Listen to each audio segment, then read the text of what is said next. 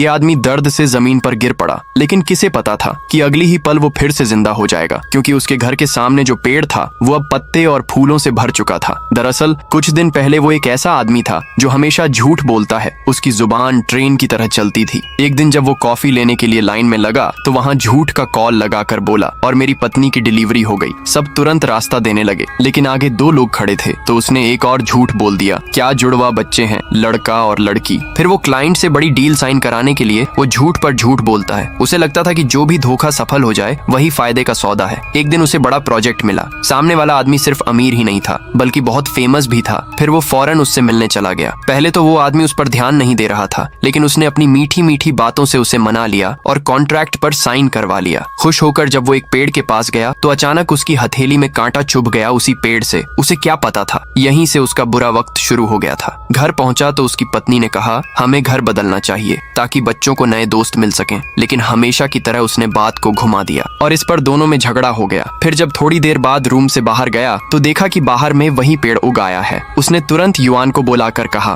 तुमने यहाँ पेड़ क्यों लगाया? पर उसने साफ मना कर दिया, वो तो ऐसा कुछ किया ही नहीं था। जैसे जैसे वो उस पेड़ को देखता रहा उसे समझ में आया ये वही पेड़ है जिससे उसकी हथेली में कांटा चुभा था। अब वो डर चुका था। अगले दिन ऑफिस में उसके जूनियर ने बताया कि वो आदमी असल में एक धोखेबाज है और अब तो उसका पूरा प्रोजेक्ट भी फर्जी निकला। वो हैरान रह गया। उसने उस पेड़ और वो आदमी दोनों से हिसाब मांगने का फैसला किया। फिर वो आदमी से मिलकर सवाल किया तो उसने कहा, मैं पहले ही बताना चाहता था लेकिन मौका ही नहीं मिला। उसने कहा, क्या ये सब तुम्हारा ही किया धरा है, ये पेड़ भी? तो आदमी ने कहा, नहीं, ये पेड़ खुद ब खुद उगता है, ये जादुई पेड़ है और ये लोगों की जिंदगी सुधारता है। ये सुनते ही वो हंसने लग गया। फिर आदमी उसके घर चला गया। इसके बाद जो हुआ उसने उसकी जिंदगी बदल दी। एक बार मौत को करीब से देखने के बाद उसने अपनी जिंदगी की अहमियत समझी। जो लोग नए हैं वो पार्ट 1 जाकर चैनल में देखिए।